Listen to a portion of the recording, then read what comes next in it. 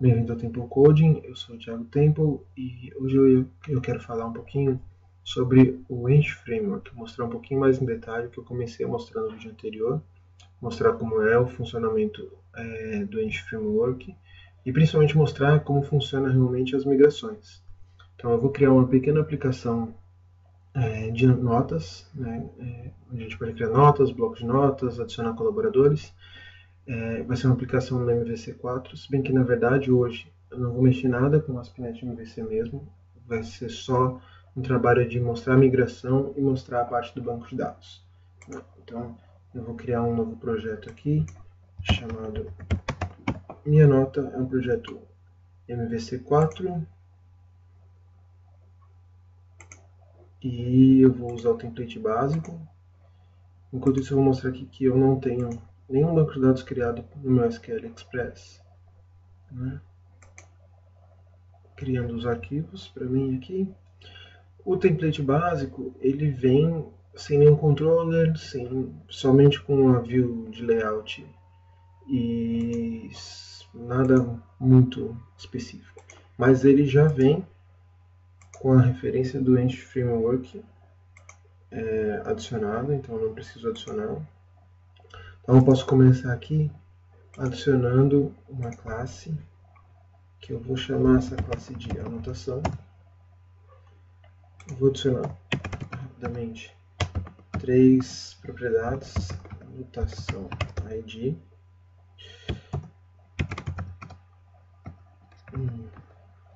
título e o texto da minha anotação. A primeira coisa que eu queria dizer é que é o seguinte: o Eng Framework ele já entende, quando eu adiciono um ID depois do nome da minha classe, que isso aqui vai ser a chave primária. Então, se é inteiro e tem esse ID aqui, ele já cria uma chave primária no formato identity para o SQL Server. Outra coisa que eu quero fazer aqui rapidinho é dizer que essa classe, essa propriedade é require. Está adicionado, tá?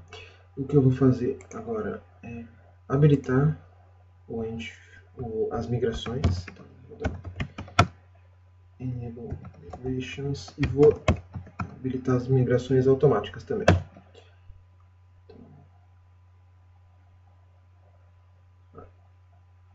Opa, eu preciso, antes de habilitar as migrações, eu me adiantei aqui, e adicionar uma classe de contexto, que é a classe que vai gerenciar, obviamente, todas as minhas entidades.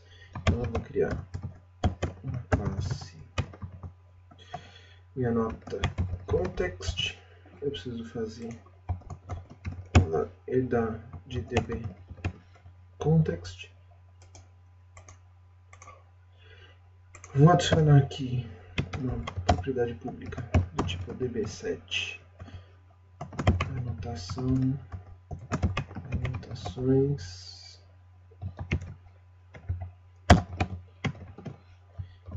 E o que eu já quero aproveitar e fazer é mostrar como a gente pode customizar algumas coisas no Eng Framework. Então, essa minha classe aqui chama anotação, mas eu quero que ela tenha uma tabela chamada nota no banco de dados. Então, eu faço isso da seguinte forma. Sobrescrevendo o método onModelCreate e acessando. Ops. Apertei alguma coisa aqui que não devia. E acessando essa instância da classe ModelBuilder. Então eu vou dizer o seguinte, que para minha entidade anotação, eu quero que isso seja mapeado para uma tabela nota. Agora sim, eu já tenho meu contexto, eu consigo habilitar a migração. Ele vai criar uma classe de configuração, dizendo que a minha migração está habilitada automaticamente, que eu não vou mexer nisso nesse momento. E eu vou fazer um update. Antes de eu fazer um update de database, eu vou mostrar outra coisa aqui. Que minha conexão, meu webconfig, foi adicionado uma string de conexão chamada default connection, apontando para um banco de dados que ainda não existe, mas que seria criado. Eu não quero criar nesse banco de dados aqui. Eu quero que ele use o meu SQL Express. Vou criar Source SQL Express, um banco de dados chamado minha nota.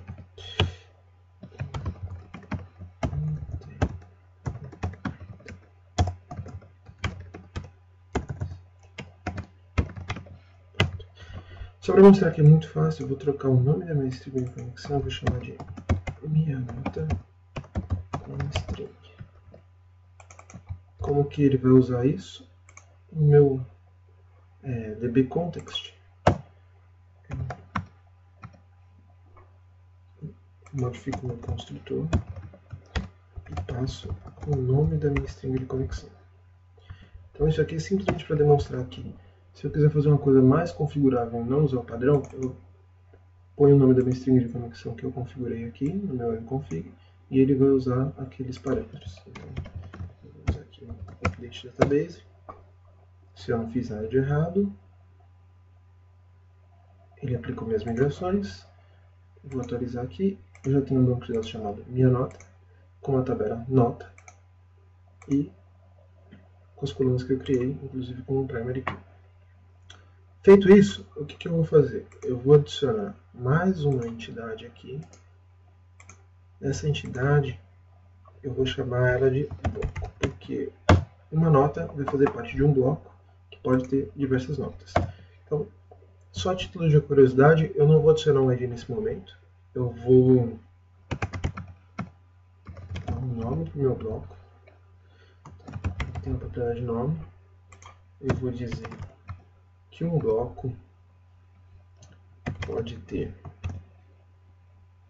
diversas anotações. E vou dizer também que uma anotação faz parte de um bloco. Se eu tentar fazer essa migração, primeiro o que vai acontecer? Como eu estou com o Entity Framework com as migrações automáticas habilitadas, a cada vez que eu adiciono uma entidade, essa entidade, o Entity Framework verifica se essa entidade já foi criada no banco, se teve alguma modificação. Para todas as entidades que tem no meu banco, ele faz isso, né? E ele faz essa atualização. Para isso eu preciso só também adicionar aqui um db7 para que isso funcione, né? Blocos. Ótimo. Então, eu vou fazer um update database e ele vai dar um erro. Por que ele dá um erro? Ele dá um erro porque não tem uma primary key que ele possa reconhecer. Então, outro padrão que o Entity Framework reconhece é se eu simplesmente disser que chama ID. Vamos salvar. Vou dar um update database. Esse é outro padrão que o Entity Framework reconhece. Então, se a gente olhar aqui no banco de dados, o que eu tenho agora? Block COIS, que é o padrão de pluralização que ele usa, mas ele já tem aqui uma coluna ID, uma coluna nome e uma coluna nota. E na minha tabela nota tem um bloco ID. Bom, e se eu não quiser que ele use a pluralização, que é no padrão em inglês, e eu quiser que ele use ID, o que eu posso fazer? Eu posso voltar minha migração, voltar a versão. Então, eu tenho aqui uma tabelinha que o Entity Framework criou, que é histórico de migração. Então, esse histórico de migração diz para mim o seguinte: olha, eu estou nesse ponto aqui, eu quero voltar uma versão. Eu vou pegar o nome dessa migração, porque é automático ele tem esse nome. Se eu usar uma migração manual, eu posso dar um nome, eu vou mostrar isso já. E vou fazer o seguinte: eu vou dar um update database, target migration, aquela versão. Está dizendo que eu perderia dados, porque eu estou dropando uma tabela. Mas tudo bem, eu estou de acordo com isso. Como que eu mudo isso para que ele aceite isso? Eu vou na minha configuração e eu allow data loss. Ótimo.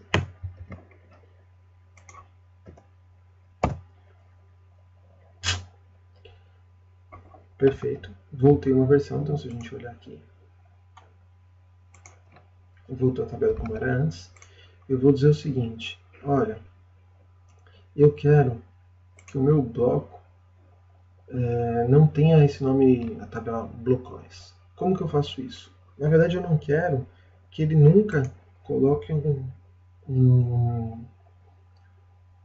as tabelas no plural. Eu quero deixá-las sempre no singular. Então, Model Builder, Conventions, por favor, remove. E existe uma convenção para isso que eu tenho que passar, que é o Pluralizing Table Name Convention. Isso.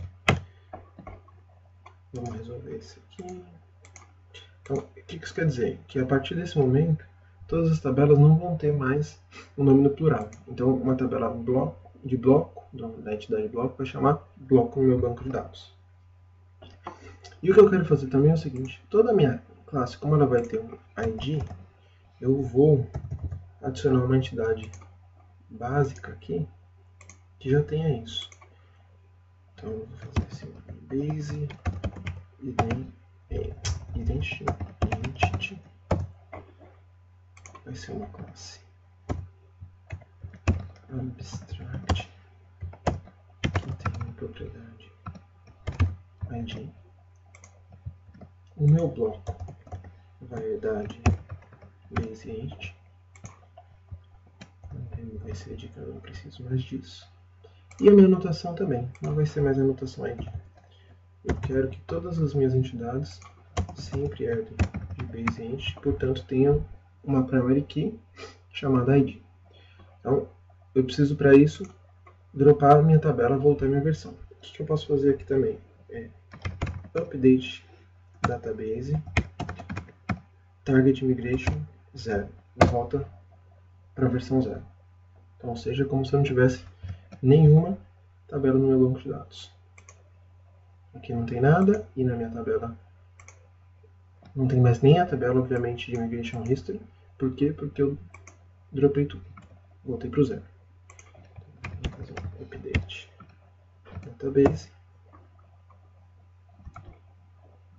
A gente vai ter duas tabelas aqui, bloco, procuro no ID e nota, procuro no ID, fazendo referência ao bloco ID.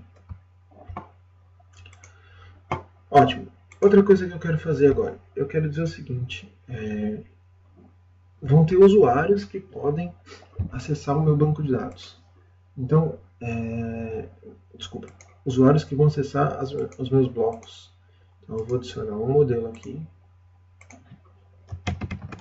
Vamos chamar minha classe de usuário. Sempre fazendo parte do base entity. Vamos adicionar uma propriedade e-mail,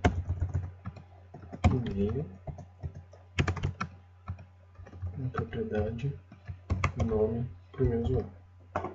E eu vou mostrar também como que eu consigo fazer uma configuração mais avançada. Por quê? Qual que é a minha ideia nesse caso aqui?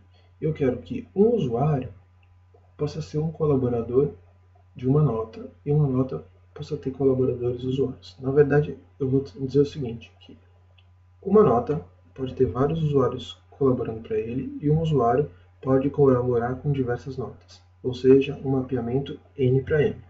Como que eu configuro isso? Primeiro eu vou começar fazendo o seguinte, eu vou fazer uma propriedade virtual list e eu faço uma propriedade virtual porque aqui eu quero usar depois, mais para frente, um lazy loading do Entity Framework. Um usuário pode fazer parte de vários blocos, então eu vou fazer na verdade uma referência a blocos, não a nota especificamente. E um bloco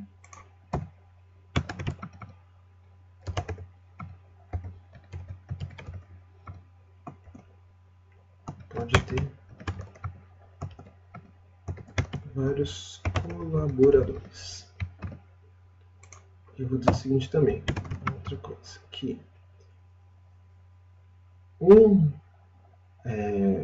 bloco pode ter um usuário que seria o proprietário desse bloco. Agora eu vou configurar isso. Como que eu configuro isso? Aqui eu vou criar uma nova classe, page class bloco configuration, vou chamar, e ela é do tipo int type configuration para bloco. Vamos resolver uma dependência resolvida. Eu vou fazer a minha configuração.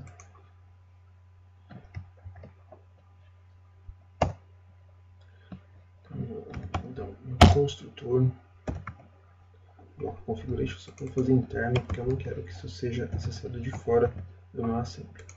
Então eu vou dizer o seguinte, que um bloco tem vários colaboradores e que um colaborador pode participar de vários blocos. Eu vou mapear isso da seguinte forma, através da tabela colaboradores bloco.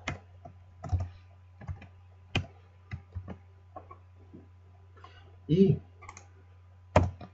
eu vou aqui adicionar uma builder.configurations.add e eu dou new bloco configuration.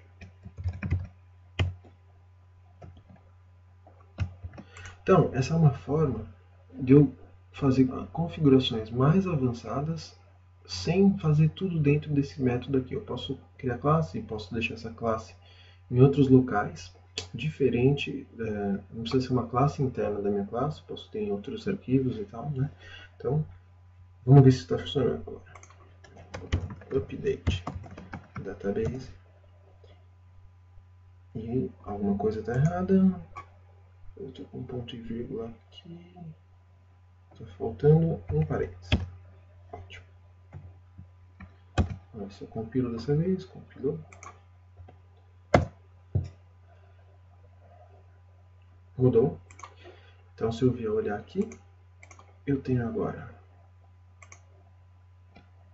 a minha tabela de usuário com ID e eu tenho uma tabela de intermediação que vai ter duas colunas, bloco ID e usuário ID. A minha relação N para M. Então, isso também já está funcionando. O que eu quero mostrar agora para vocês? Vamos supor que eu vou pesquisar por usuário e eu quero que o usuário tenha um índice na coluna e-mail, porque eu vou fazer busca por usuário pelo e-mail. Como que eu posso fazer isso? Eu posso fazer isso da seguinte forma, adicionando uma migração manual. Então eu vou dar um add migration, e quando eu dou um add migration, eu dou um nome. Então eu vou dizer índice usuários. Usuário. Então adicionei aqui um índice, uma migração, que é uma migração manual. Então eu já tenho aqui as opções de fazer para cima e se eu for voltar para baixo, obviamente, fazer um rollback da minha migração. Então, como eu estou fazendo manual, o que eu vou fazer? Antes, eu vou mostrar aqui, ó, no meu banco de dados, no usuário, a coluna de usuário veio com nvarchar max. Quando eu adiciono um nvarchar max, eu não posso indexar nisso, eu preciso dar um limite para o meu tamanho da minha coluna. Então, como que eu faço isso? Eu faço alter column, eu passo o nome da tabela, o nome da coluna, estou alterando vai ser ainda do tipo string. Vou passar o tamanho máximo, eu quero 255, e também não pode ser nulo. Então aqui eu estou alterando a minha coluna. Depois disso eu vou fazer o seguinte, eu vou adicionar um índice. Então eu tenho um método aqui, createIndex, também a tabela usuário, uma coluna e-mail, e eu vou dizer que é único, ou seja, o e-mail não pode ser repetido. E agora eu vou fazer o meu rollback, que é drop index na tabela usuário, e aí ele pede o nome do meu índice. O nome do meu índice, se eu não definir, se eu não passar nada nesse método aqui, eu tenho como passar um desses parâmetros aqui, é por padrão ix underline o nome da coluna que eu passei no índice. Então, apaguei o índice e vou alterar novamente a coluna, na tabela usuário, coluna e-mail, qualquer alteração, c.string, eu vou dizer aqui, isMaxLength é igual a true, e ele já era um label igual a false. Era ou não? Eu deixei. Vamos ver como que eu fiz minha classe de usuário. Não fiz obrigatório, então não preciso disso. Label igual a true. Falta mais um parênteses aqui. Então, adicionei uma nova migração. Vamos fazer uma atualização no meu banco de dados.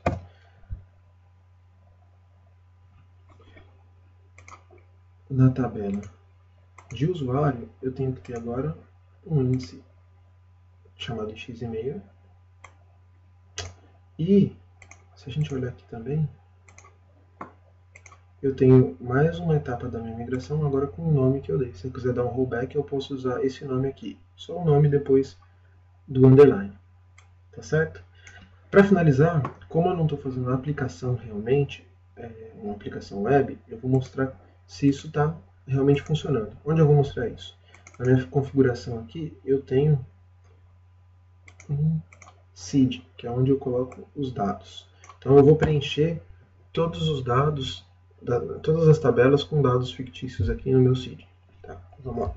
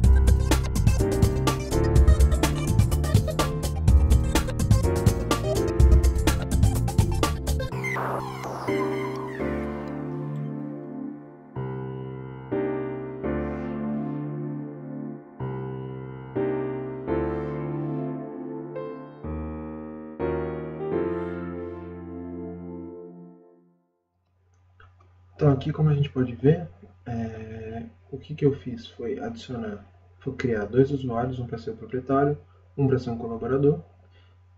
Depois disso, eu estou salvando os dois, criei um bloco e salvando, criando uma anotação e salvando essa anotação individualmente, né? Depois eu estou pegando e dizendo que o proprietário, esse proprietário que eu criei é proprietário daquele bloco, esse colaborador faz parte, colabora com esse bloco e essa anotação faz parte também desse bloco de anotações e mais uma vez salvando o bloco. Se eu não fiz nada errado, isso aqui deve funcionar. Update database, rodou.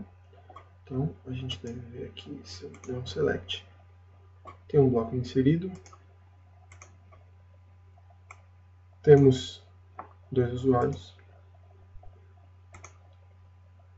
uma nota e também um bloco e um usuário que colabora com esse bloco.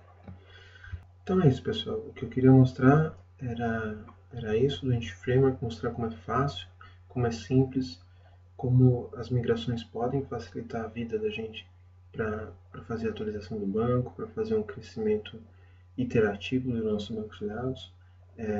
E também dizer que sim, o Entity Framework consegue atender uma boa gama de cenários, né?